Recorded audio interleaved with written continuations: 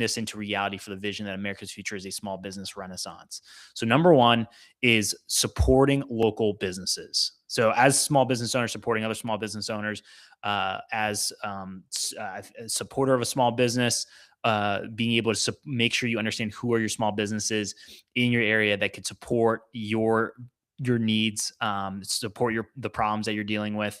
I'm not, again, it's not, it may not be 100% where you're still going to have to rely on big business, but taking a few minutes even just to review what are your day-to-day problems, needs when it comes to what you buy, and if that's services to products, and then where can you continue to focus that on a local level for small businesses.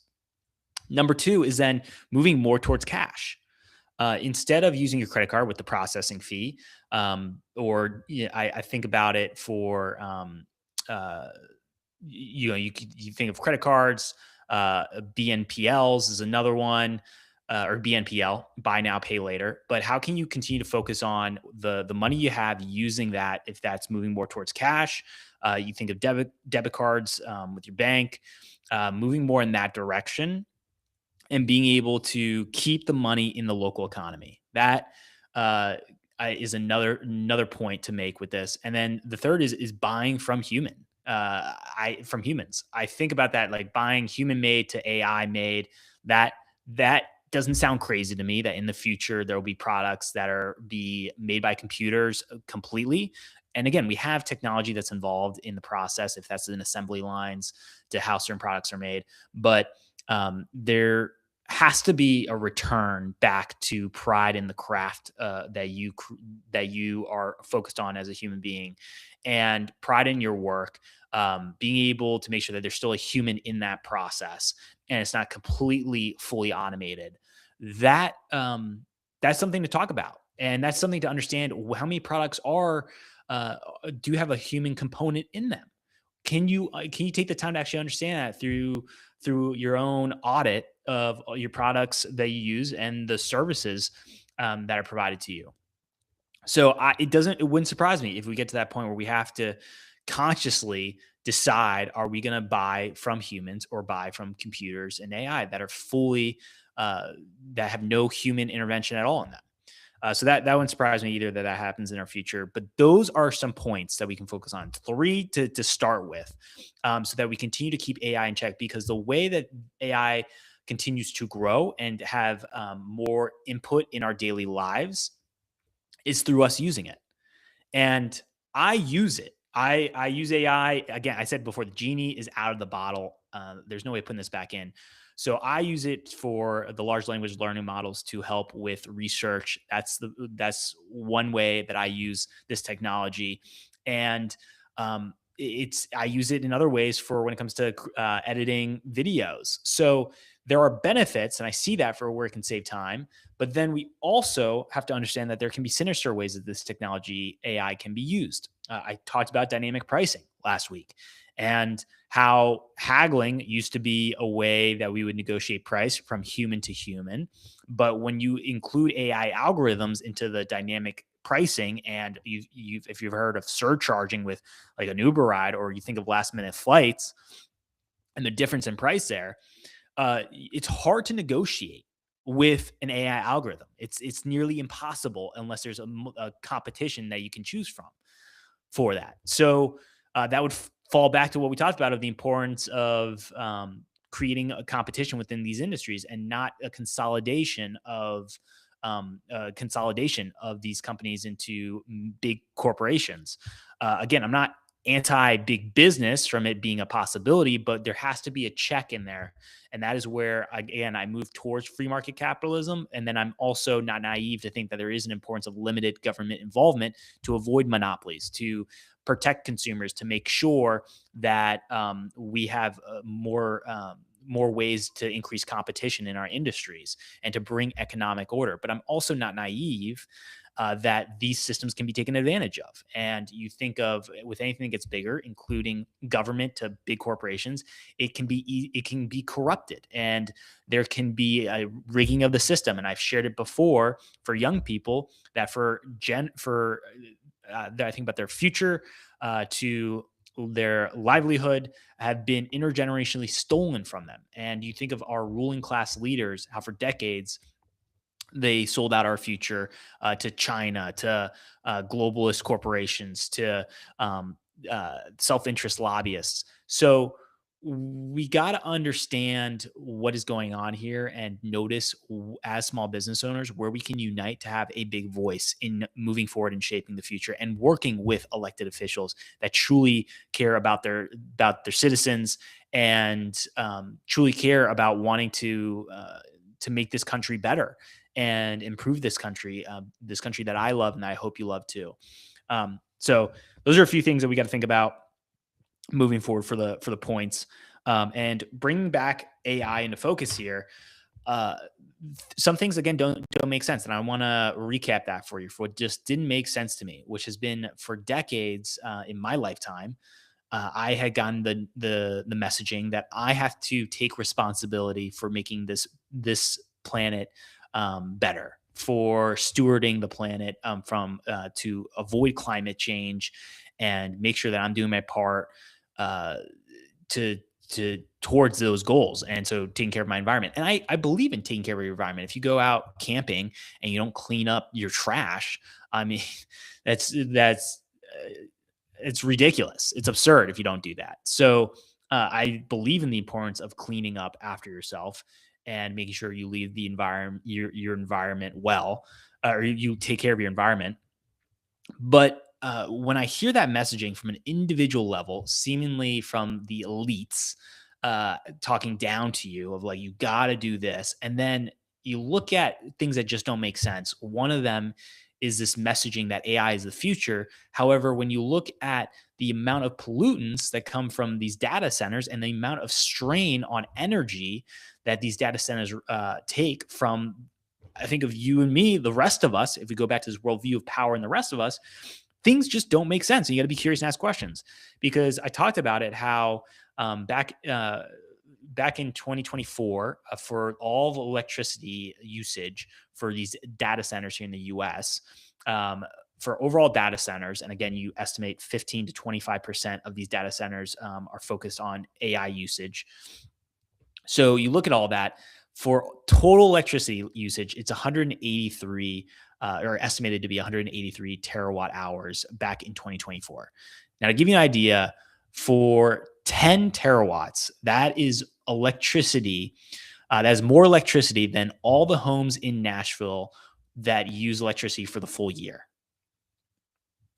Imagine what we can do with that type of capacity for improving prices with electricity, if we are able to direct that back to the individual rather than it being moved towards these major data centers. And then you think about the CO2 equivalent emissions that were released from these data centers. And for the estimates for 2023, it was 100 to 105 megatons of CO2 equivalent emissions. And the stat I use to compare that with is the 11 million homes, estimated 11 million homes that burn wood for a heat source that create 0.4 to 0.5 megatons of CO2 equivalent emissions. And yet you see all the campaigns on an individual level out there of, don't burn, like, be careful to burn tonight, or watch out to burn to not add more pollutants to the air. Yet, where's the focus on something like these data centers? And again, data centers are just what I've been focusing on, but I would not be surprised if this scales out to other areas that we just are not aware of as individuals. And as small business owners, we do have a very powerful voice to come together and unite, to bring awareness to this and understand what is going on. Because why say that to individuals to take care of your environment and your planet, yet we're building these data centers and adding more pollutants into our environment, yet with the future goal of saying, no, we're going to solve all of this with renewable energy, and we're going to solve these problems that we're currently creating way in the future. And that seems to be a theme that can come up of like, oh no, we have this new solution, but it will actually create more issues for the current problem before we finally get to it being solved for this big solution. And I don't buy it anymore. I don't. And I hope for you where it doesn't make sense that you get curious and you ask questions where this doesn't make sense. And I come back to power. That's what keeps coming up for me is power and the rest of us. You think of these global elites. It feels like just talking down to the rest of us of like you're gonna have to get on board with what AI is going to be moving forward, this revolution, and it can be shared and marketed in a sexy way. I think about that with large language learning models. I get really excited. Man, I can do all this research. I can ask a question. I get an answer right away, or relatively right away if there's not a delay. Like that's cool. Like, and I am so on board with moving forward for technology advancements, moving on board where it can benefit the majority of people and raise. I think about this. How can we focus on raising the bottom 50% of small businesses rather than constantly chasing the 1%? And with energy, that again doesn't make sense to me because the way you have less poor people, one of the major ways you have less poor people is you make energy cheaper. And so, what is coming up with this strain on the electricity grid from these data centers is that there are electricity bills that are skyrocketing for individuals. And then if you're having to struggle to, or you're having to figure out how you're going to pay those bills, then it's much harder for you. I think about that to save money, to reinvest it in your local community and the local businesses in the area. So it's well, actually, this helps to paint. It helps you to understand it too. I saw a recent story on mainstream media where, and I don't know if it was NBC or CBS. I'm not sure which one it was here, but they were talking about ways that you could, small little things around the house that you could do to save money on your electricity bill. And they were going through all these small little things. But then at the end, right at the end, and not for that long, that's when they talked about, the major effect that AI data centers have on electricity. And it was just quickly thrown in there. But really, that's the main problem. Compared to all the small little things you're doing, that can have a massive impact on your bill. So we as small business owners have to wake up to this more and understand that we might be just focusing on all these smaller problems, or might be told to focus on all these not small problems, but small improvements that we can make, when in reality, we're not even addressing the major problem and creating a big solution and big improvement. And again, you have to ask yourself, why is that? What are the incentives there to keep moving forward with AI? What are the incentives to say that this is going to be revolutionary and that it's going to be involved in government decision making? It's going to be involved in our daily lives. It's going to be involved more in our homes. What comes up when you think about that? What I go to is 1984 Orwell book and this Big Brother vibe. Goes back to like these elites being helicopter parents to the rest of us, and this control. And then you have to ask yourself when that comes up, and I know it can sound crazy, but it's like you have to ask yourself, like, why? How did we get here? Why are we here? Was this intentional? Were there sinister motives behind this? Because I will tell you, and I know it can be easy to stay in your own small world as a small business owner. You just want to focus on making a profit, supporting your communities. You care about the people you're serving, and those might be, I'm not going to generalize here, but those might be some of the things that you're really focused on. I don't want to blanket that statement to everyone here, but those might be some of the things where you want to just make sure that you can get your basic needs met and you can support your family, and those are really important. But it's important to also be aware of what is going on the national level and then in our world and the different patterns. And this is one of my focuses to help bring this information to you to make it easier to understand. But one thing we do have to be aware of is that there are evil forces out there, right? When something gets too big, it can be corrupted. It can be rigged for the system in order to support self-interests. People, and it could be people that have the power. You think of the different corruption stories that we've seen across the world with different governments, and where they have to choose to, if you think of communism, if that was in Stalin's Soviet Union, Cuba with Fidel Castro, you see what's happening currently in Venezuela. So there is corruption that is out there, and you think of these different systems of consolidation of power and controlling over the masses that has happened. And I go back to socialism as the appetizer to communism, where the roads lead to is the abolish of private property. And so as individuals in this country, we must be aware of our history, that is out there, and be out there for other countries, and be aware that it's not so crazy to say that this could happen within our own country, that within even our own industry, that there can be individuals that want to consolidate power, that want to tear others down, that want to take the resources away from others for their own self-interest and gain. That exists. I believe the majority of people are good, have good intentions, but we also, going back to my faith in Christianity, also we all sin, and we as individuals have self-interest. So when you realize that self-interest exists, instead of thinking of this utopia of how the world could work, and that's the communism and the messaging of the workers are going to own the means of production, and it's like we're all going to be giving to one another, and it's going to be great. But that becomes a delusion when you understand human nature and the self-interest of human nature, of human beings.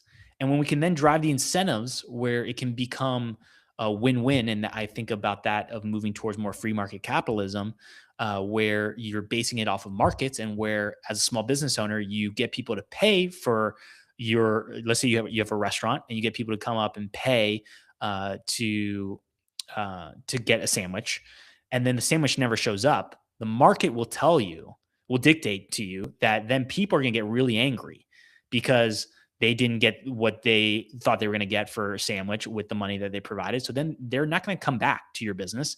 They're going to make sure they tell their friends not to come back. And eventually no one's going to show up at this business. So the business will have to close down based off of the markets. From like purely, again, going back to the supply and the demand.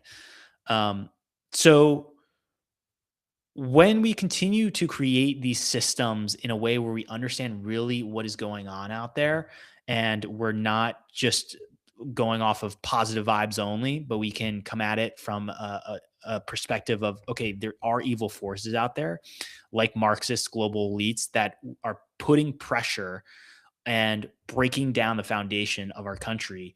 And I think about that, our individual freedoms that we cannot take for granted, and we must continue to fight for our republic, in the freedom of speech, the freedom to decide how you make a living, which includes owning your small business. We got to wake up. And the more of us that wake up, the more of us that understand what is going on there, and the layers you got to peel back. Because as I said before, it's like a fire hose of information. You got to peel back the different layers of manipulation, the gaslighting, the saying, hey, just listen to us because we are experts. When you can peel that back and realize that you can have a voice in the discussion of the future, you can have the voice in understanding the check that you're going to put on the boundaries around AI in your specific life, and then the lives of small businesses, and then the ripple effect that can have for Americans, and then from there the global world. And you can lead by example as a small business owner, and be a leader. That is something we cannot forget as small business owners, that we have that capacity within us. No matter how small we are, we as individuals have that freedom to be able to voice our concerns, to voice our ideas, and to continue to shape the future moving forward. So there's a lot to continue to unpack this week, and I want to get into more stories relating to AI because this is a major new technological advancement, and it's been adopted by many people. across the world. I don't know the exact number or estimated number off the top of my head, but a lot of people very fast. And so there has to be more discussion around what type of impact this can have within your business if you utilize it. And then also realizing when you get messaging, urgent messaging and psychological tactic with this messaging of you won't be replaced by AI, you'll be replaced by someone who understands how to use it. When you get that messaging from people of pushing the urgency for you to adopt this new technology, give yourself the space to critically think and realize that there are businesses out there and communities that have small businesses that use less technology. I think specifically of the Amish community. And yes, they're a complicated community, but they're known for their simple living and in using less technology. And I go back to this statistic where for Amish businesses, less than 10%, there's a less than 10% failure rate after 5 years. For non-Amish businesses, it's 50% failure rate after 5 years. There can be something we can learn from that, where maybe more technology isn't the answer. Maybe it's more thinking back to these moral values that we got to focus on, like discipline, consistency, organization, understanding your products and services that you are delivering to the people that you are serving that you care about as a small business owner. And maybe focus on that and get that foundation put in place. And then determining if there should be additional technology added here or there.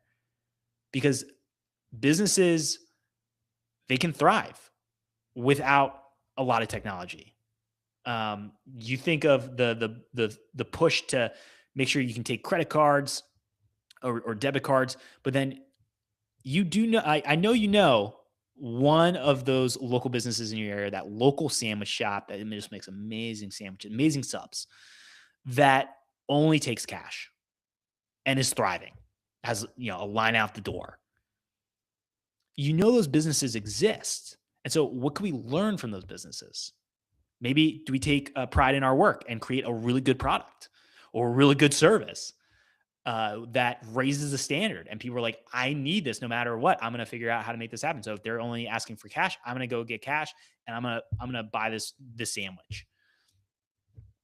Like we have to take the time as small business owners to give ourselves the space to critically think and realize, okay, we gotta determine what the boundary is going to be on AI. So if that is something that you are continuing to explore and want to have conversations with other business owners in person, other small business owners across industries, then I highly recommend that you look in the description for a Future Fest. There's a website link down in the description to be able to come and come to downtown Charleston, South Carolina, and connect with small business owners across industries in our country that want to build our future. And I recommend you take some time to look at that. I'll be there on January 15th in downtown Charleston, South Carolina for a Future Fest. Excited to be able to have small business owners already coming from across the country. And this is an event that will definitely be an amazing kickoff to the new year to get you moving forward and to understand the impact that you can have in shaping the future of our country that I love and that I hope you love too.